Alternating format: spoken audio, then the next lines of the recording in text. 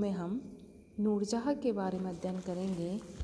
अक्सर एग्ज़ाम में क्वेश्चन पूछा जाता है कि मुग़ल दरबार में नूरजहाँ की भूमिका पर लेख लिखिए, या नूरजहाँ के जीवन चरित्र का परिचय देते हुए मुग़ल साम्राज्य पर इसका क्या प्रभाव पड़ा, या मुग़ल राजनीति में नूरजहाँ दल की भूमिका का वर्णन कीजिए, या नूरजहाँ का मुग़ल शासन पर प्रभाव और उसके परिणामों का विवेचन कीजिए। इस टाइप के क्वेश्चन अक्सर जो है हमारे MDSU के एग्ज़ाम में पूछे जाते हैं।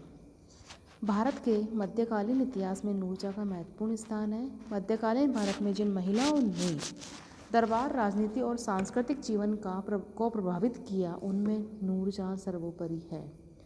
उसने जहांगीर के शासनकाल में मुग़ल राजनीति को अत्यधिक प्रभावित किया और अपने प्रभावशाली व्यक्तित्व की अमिट छाप छोड़ी। डॉक्टर बेनी प्रसाद का कथन है कि मध्यकालीन इतिहास में किसी अन्य व्यक्ति का जीवन इतना औपन्यासिक नहीं है जितना नूरजहाँ का। जहांगीर के समय की किसी अन्य घटना में वह आकर्षण नहीं है जितना नूरजहाँ के साथ उसके विवाह में है।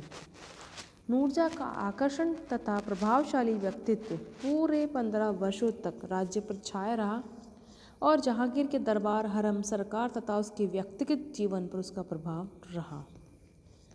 नूरजहाँ के अगर प्रारंभिक जीवन को देखें तो नूरजहाँ ईरान निवासी मिर्जा गियास बेग की पुत्री थी। नूरजहाँ का बचपन का नाम मेहरुन्निसा था। गरीबी के कारण मिर्जा गियास बेग को ईरान छोड़ना पड़ा और उसने अपनी गर्भवती पत्नी अस्मत बेगम के साथ भारत की ओर प्रस्थान किया। कांधार में उसकी पत्नी ने कन्या को जन्म दिया। एक काफिले के व्यापारी मलिक मसूद ने मिर्जा गियास बेग की आर्थिक सहायता की और उसके सिफारिश से अकबर ने मिर्जा गियास बेग को राजकीय सेवा में भर्ती कर लिया। अपनी योग्यता, स्वामी व्यक्ति के कारण मिर्जा गियास बेग उन्नति करता गया और 1595 में उसे काबुल का दीवान नियुक्त किया गया। इसके बाद उसे शाही कारखाने के दीवान बयूतात के पद पर नियुक्त किया गया। मिर्जा गियास बेग ने अपने पुत्र की शिक्षा का समुचित प्रबंध किया था। जब वह 17 वर्ष की थी तो उसका विवाह फारस के युवक अली कुली बेग यानी शेर अफगान के साथ कर दिया गया। 1605 ईस्वी में अकबर की मृत्यु के पश्चात उसका पुत्र जहांगीर गद्दी पर बैठा। उसने अली कुली बेग को बंगाल में बर्दवान का फौजदार नियुक्त किया। जब जहांगीर को अली कुली बेग की विद्रोहात्मक गतिविधियों के बारे में सूचना मिली तो उसने बंगाल के सूबेदार कुतुबुद्दीन खां को अली कुली बेग पर कड़ी दृष्टि रखने का आदेश दिया। उसे यह भी आदेश दिया कि अली कुली बेग को शाही दरबार में उपस्थित किया जाए। अतः जहांगीर के आदेशानुसार कुतुबुद्दीन खां बर्दगाह पहुंचा और उसने अली कुली बेग को घेर लिया। इस पर क्रुद्ध होकर अली कुली बेग ने कुतुबुद्दीन के पेट में कटार घोंपकर उसकी हत्या कर दी। इस पर कुतुबुद्दीन के सैनिक भी अली कुली बेग पर टूट पड़े और उसका वध कर दिया। और 1607 ईस्वी में शेर अफगान की मृत्यु के पश्चात उसकी विधवा पत्नी मेहरुन्निसा को और उसकी पुत्री लाडली बेगम को जहांगीर के पास आगरा भेज दिया गया। मेहरुन्निसा को राजमाता सलीमा बेगम के संरक्षण में रखा गया। मार्च 1611 में नौरोज के अवसर पर जहांगीर ने मेहरुन्निसा को मीना बाजार में देखा, बताया उसमें मुक्त हो गया। अतः मई 1611 में उसने मेहरुन्निसा के साथ विवाह कर लिया। मलिका बनते ही नूरजहाँ का प्रभाव तथा गौरव दिन प्रतिदिन बढ़ने लगा। जहांगीर ने पहले उसे नूरमहल की उपाधि दी और बाद में वह नूरजहाँ की उपाधि प्रदान की गई। मलिका बनते ही नूरजहाँ की शक्ति तथा प्रभाव में वृद्धि होने लगी। वह धीरे धीरे साम्राज्य की वास्तविक शासिका बन गई और जहांगीर उसके हाथ का एक खिलौना मात्र बनकर रह गया। शीघ्र ही शासन की संपूर्ण बागडोर नूरजहाँ के हाथों में आ गई। वह राज्य के प्रमुख अधिकारियों और अमीरों को आदेश देती थी। राज्य के उच्च पदाधिकारियों की नियुक्ति, विमुक्ति तथा तब्दीली नूरजहाँ के आदेशों से की जाती थी। वह सैनिक अभियानों एवं युद्धों के विषय में भी परामर्श देती थी। शासन का कोई भी महत्वपूर्ण निर्णय उसके अनुमोदन के बिना होना असंभव था। सिक्कों पर सम्राट जहांगीर के नाम के साथ नूरजहाँ का नाम भी अंकित किया जाता था। भूमि अनुदानों के पत्रों पर नूरजहाँ के नाम की मोहर अंकित करना अनिवार्य था। शाही फरमानों पर जहांगीर के नाम के साथ साथ नूरजहाँ का नाम भी लिखा जाता था। इस प्रकार संपूर्ण शासन तंत्र पर नूरजहाँ का पूर्ण नियंत्रण स्थापित हो गया था। जहांगीर स्वयं क्या करता था कि मैंने अपने साम्राज्य को नूरजहाँ के हाथों केवल एक सेर शराब और आधा सेर मांस में बेच दिया है। नूरजहाँ एक महत्वाकांक्षी महिला थी। वह संपूर्ण प्रशासन पर अपना पूर्ण नियंत्रण स्थापित करना चाहती थी। अतः उसने गुटबंदी की नीति अपनाई उसने अपने संबंधियों और परिवार के सदस्यों को उच्च तथा महत्वपूर्ण पदों पर नियुक्त किया। उसने अपने पिता मिर्जा गियास बेग को प्रधानमंत्री के पद पर नियुक्त किया और उसे एतामुद्दौला की उपाधि प्रदान की। 1622 में उसे 7,000 जाता 7,000 सवार का मनसब प्रदान किया गया। नूरजहाँ ने अपने भाई आसफ खां को दीवान तथा वित्त मंत्री के पद पर नियुक्त किया और 1622 में उसे 6,000 जात तथा 6,000 सवार का मनसब प्रदान किया। जहांगीर से विवाह कर लेने के बाद नूरजहाँ ने स्वयं को एक शक्तिशाली गुट बना लिया था जिसे नूरजहाँ गुट के नाम से जाना जाता था। इस गुट में नूरजहाँ, उसका पिता मिर्जा गियास बेग, उसकी माता असमत बेगम, उसका भाई आसफ खां तथा शाहज़ादा खुर्रम शामिल थे। मिर्जा गियास बेग एक योग्य शासक था। नूरजहाँ अपने पिता मिर्जा गियास बेग के परामर्श से कार्य करती थी। नूरजहाँ की माता असमत बेगम ने एक विवेकशील महिला थी। वनवास में नूरजहाँ के प्रभाव तथा शक्ति में वृद्धि करने में उसे महत्वपूर्ण योगदान दिया। आसफ खां एक योग्य अर्थशास्त्री तथा कुशल प्रशासक था। खुर्रम एक वीर योद्धा, कुशल सेनापति तथा चतुर राजनीतिज्ञ था। उसने मेवाड़, कांगड़ा तथा अहमदनगर के अभियानों में अपनी वीरता तथा युद्ध कौशल का परिचय दिया। नूरजहाँ का गुट अत्यधिक शक्तिशाली था। संपूर्ण राजसत्ता इसी गुट के हाथों में थी। नूरजहाँ का जहांगीर के व्यक्तिगत जीवन पर अच्छा प्रभाव पड़ा। नूरजहाँ के प्रभाव से जहांगीर की क्रूरता तथा निर्दयता में कमी आई। उसमें दयालुता, उदारता आदि का समावेश हुआ। नूरजहाँ के प्रभाव से जहांगीर ने मद्यपान कम कर दिया। नूरजहाँ एक योग्य प्रशासिका भी थी, पर राज्य की समस्याओं से भलीभांति परिचित थी। उसने यथासंभव जहांगीर को राजनीति की जटिल समस्याओं से मुक्त रखा। जहाँ नूरजहाँ एक सुशिक्षित महिला थी, उसकी ललित कलाओं में अत्यधिक रुचि थी। उसने ललित कलाओं को संरक्षण प्रदान किया। उसके कारण नूरजहाँ के दरबार में बहुत से विद्वानों, कवियों तथा कलाकारों को संरक्षण प्राप्त हुआ। नूरजहाँ ने जहांगीर का ध्यान चित्रकला की ओर भी आकृष्ट किया, जिसके फलस्वरूप उसके शासनकाल में चित्रकला की अत्यधिक उन्नति हुई। नूरजहाँ ने वेशभूषा, आभूषण, श्रृंगार आदि के क्षेत्र में नवीन अनुसंधान किए। उसने नए नए वस्त्रों तथा वस्तुओं का आविष्कार किया। उसने नए नए फैशन प्रचलित किए तथा जरी, किनारी, लहंगों, दुपट्टों आदि में नए नए नमूने प्रस्तुत किए। गुलाब के इत्र का भी नूरजहाँ ने आविष्कार किया। एल श्रीवास्तव कहते हैं कि नूरजहाँ का अपने पति के ऊपर बड़ा अच्छा प्रभाव पड़ा। वह सम्राट जहांगीर की अनुपम सावधानी से देखभाल करती थी। नूरजहाँ के प्रभाव का ही फल था कि जहांगीर के दैनिक मद्यपान की मात्रा कम होती गई और वह अति सुरापान के उन घातक परिणामों से बच सका जिसके कारण उसके 2 भाइयों की जान से हाथ धोना पड़ा था।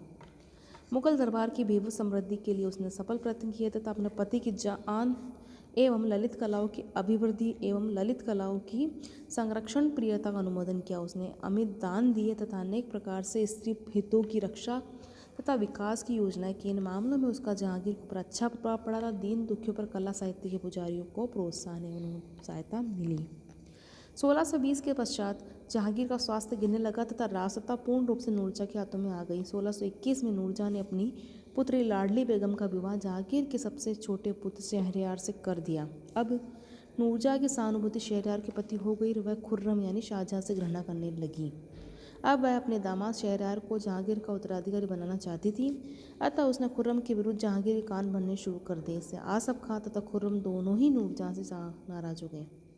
आसफ खां अपने दामाद यानी खुर्रम को जहांगीर का उत्तराधिकारी बनाना चाहता था। इससे नूरजहाँ का शक्तिशाली गुट भंग हो गया और खुर्रम ने जहांगीर के विरुद्ध विद्रोह का झंडा खड़ा कर दिया।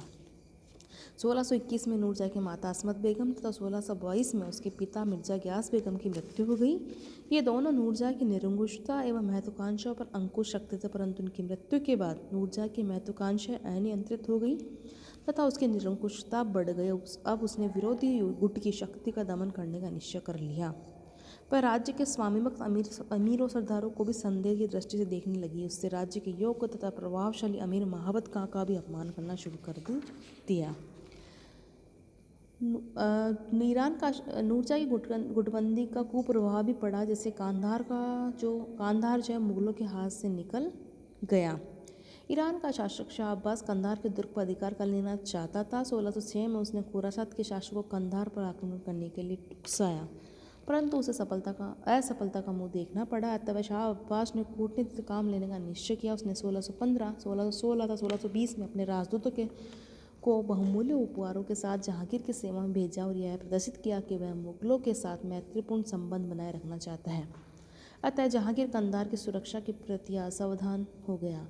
इस स्थिति का लाभ उठाकर शाह अब्बास ने कंधार की विजय के लिए एक बड़ी सेना भेज दी। 1622 में ईरानी सेना ने कंधार को दुर्ग को घेर लिया। नूरजहाँ खुर्रम को राजधानी से दूर रखना चाहती थी और अपने दामाद शहरयार को जहांगीर का उत्तराधिकारी बनाना चाहती थी। अतः जहांगीर ने खुर्रम को कांधार की रक्षा करने का आदेश दिया, परंतु खुर्रम ने अनेक कारणों से कांधार जाने में संकोच प्रकट किया। खुर्रम नूरजहाँ के चालों के प्रति सशंकित था। जहांगीर की बीमारी को देखते हुए खुर्रम राजधानी से दूर नहीं जाना चाहता था, क्योंकि उसे भय था कि उसकी अनुपस्थिति में लाभ उठाकर नूरजहाँ अपने दामाद शहरयार को गद्दी पर बिठाने का प्रयास करेगी। अतः खुर्रम जहांगीर के आदेशों की अवहेलना करते हुए कंधार जाने में टालमटोल करने लगा। दूसरी ओर ईरानी सेना ने 45 दिनों के घेरे के बाद कंधार पर अधिकार कर लिया। खुर्रम तथा नूरजहाँ के मतभेदों के कारण कंधार का दुर्ग मुगलों के हाथ से निकल गया, जिससे मुगलों की प्रतिष्ठा को आघात पहुंचा। नूरजहाँ की सत्ता लोलुपता के कारण खुर्रम को विद्रोह करना पड़ा। नूरजहाँ ने खुर्रम की उपेक्षा करके अपने दामाद शहरयार का पक्ष लेना शुरू कर किया और उसे जहांगीर का उत्तराधिकारी बनाने का निश्चय किया। जब कांधार के दुर्ग का पतन हो गया तो नूरजहाँ ने जहांगीर के कान भरने शुरू कर दिए। जहांगीर ने नूरजहाँ के प्रभाव से शहरयार की पदोन्नति कर दी। उसे 12,000 जाट तथा 8,000 सवार के मनसबदार के पद पर नियुक्त किया। इसके अलावा जहांगीर ने पंजाब में खुर्रम की हिसार फिरोज की जागीर भी शहरयार को प्रदान कर दी। 1622 में ईरानी सेना ने कंधार के दुर्ग को घेर लिया। इस पर नूरजहाँ ने खुर्रम को कंधार भेजने का षड्यंत्र रचा क्योंकि वह अपने मार्ग से खुर्रम को हटाना चाहती थी। अतः खुर्रम की मुगल सेना के साथ कंधार पहुंचने का आदेश दिया, परंतु खुर्रम नूरजहाँ की चालों में सशंकित हुआ तो कंधार जाने में संकोच प्रकट किया। इससे जहांगीर खुर्रम से नाराज हो गया। इसके अलावा नूरजहाँ ने धौलपुर की जागीर अपने दामाद शहरयार को दिलवा दी। इसके बाद खुर्रम ने उड़ीसा पर आक्रमण किया। वहाँ का शासक अहमद बेग भयभीत होकर बंगाल की ओर भाग गया तो उड़ीसा पर खुर्रम का अधिकार हो गया। खुर्रम ने अवध तथा इलाहाबाद पर भी अधिकार करने का प्रयास किया, परंतु उसे असफलता का सामना करना पड़ा। अंत में जो है खुर्रम ने 1626 में खुर्रम ने जो है कुछ शर्तों के साथ जो है जहांगीर की अधीनता स्वीकार कर ली। इन जो खुर्रम के जो विद्रोह है उसके परिणाम ये निकले कि 1623 से 1624 तक खुर्रम का विद्रोह और गृह युद्ध चलता रहा। इस 3 वर्षीय गृह युद्ध में जनधन की बड़ी हानि हुई। इसके अलावा महाबत का की जो शक्ति तथा प्रतिष्ठा में वृद्धि हुई। इसे अतः नूरजहाँ इसे ईर्ष्या करने लगे। उसने महाबत का शब्द को चलने का निश्चय किया। महाबत का विद्रोह हुआ, जिसे बाद में विद्रोह को दबा दिया गया। नूरजहाँ का पतन 1627 में जहांगीर की मृत्यु हो गई। उसकी मृत्यु होते ही सिंहासन के लिए संघर्ष शुरू हो गया। नूरजहाँ ने तुरंत ही शहरयार को लाहौर में सम्राट घोषित कर दिया और दूसरी ओर आसफ खान ने खुसरो के एक पुत्र दावर बख्श को सिंहासन पर बिठाकर बादशाह घोषित कर दिया तथा अपने दामाद खुर्रम को शीघ्र आगरा पहुंचने का संदेश भेज दिया। आसफ खान एक सेना लेकर लाहौर पर आक्रमण कर दिया था। शहरयार को पराजित करके उसे बंदी बना लिया। शहरयार को अंधा करवा दिया गया, उसे कैद में डाल दिया गया। अब खुर्रम भी आगरा पहुंच गया और 4 फरवरी 1628 को सिंहासन पर बैठा। इस प्रकार नूरजहाँ का राजनीतिक प्रभुत्व सदा के लिए समाप्त हो गया और वह नूरजहाँ ने अपने आप को राजनीति से अलग कर लिया। नूरजहाँ को आगरा से लाहौर भेज दिया गया और उसके जीवन निर्वाह के लिए 2 लाख रुपये वार्षिक पेंशन दे दी गई। नूरजहाँ ने अपना शेष जीवन लाहौर में व्यतीत किया और फरवरी 1645 को नूरजहाँ की मृत्यु हो गई। नूरजहाँ के अगर हम चरित्र की बात करते हैं, आकर्षक प्रभावशाली मेहनत थी। वह कठोर परिश्रम में सांस्कृतिक धैर्यवान थी। कई सारे मानसिक जो गुण तो बौद्धिक प्रतिभा की वह धनी थी। उदार तथा दयालु महिला थी। इसके अलावा उसके द्वारा जो है कई जो साहित्य ललित कलाओं का संरक्षक भी वह रही। उसे फारसी का अच्छा ज्ञान था। वह फारसी भाषा में कविता की रचना करती थी। वह विद्वानों, कवियों तथा साहित्यिक और उदारता को संरक्षण प्रदान करती थी। इसके अलावा नूरजहाँ एक महत्वाकांक्षी महिला थी। उसने शक्ति तथा प्रभुत्व की अध्यम आकांक्षा थी। जहांगीर के साथ ही सिक्कों पर उसका नाम भी अंकित किया जाता था तथा शाही फरमानों पर उसके हस्ताक्षर होते थे। चतुर कूटनीतिक का वह थी। नूरजहाँ की कुछ दुर्बलता भी थी, जैसे उसमें अहंकार, देश और प्रतिशोध की भावनाएं कूट के भरी हुई थी। वह षड्यंत्र कूचक्रों में अधिक रुचि रखती थी। वह संपूर्ण राजसत्ता को अपने हाथों में रखना चाहती थी। वह अपने प्रतिद्वंदियों को सहन करने को तैयार नहीं थी। उसमें प्रतिशोध की भावना प्रबल थी। उसने द्वेष भावना से प्रेरित होकर उसने प्रभावशाली मुगल जो मनसबदार थे उनका अपमान किया। कुछ दोषों के होते भी वो नूरजहाँ की योग्य शासिका थी। डॉक्टर ईश्वरी प्रसाद का कथन है कि इतिहास में बहुत कम स्त्रियों ने ऐसे साहस, कूटनीति तथा गुणों का प्रदर्शन किया, जैसा इस असाधारण स्त्री ने। इसने न केवल अपने पति पर एकाधिकार स्थापित किया बल्कि कई वर्ष निरंकुश रूप से राज्य करती रही।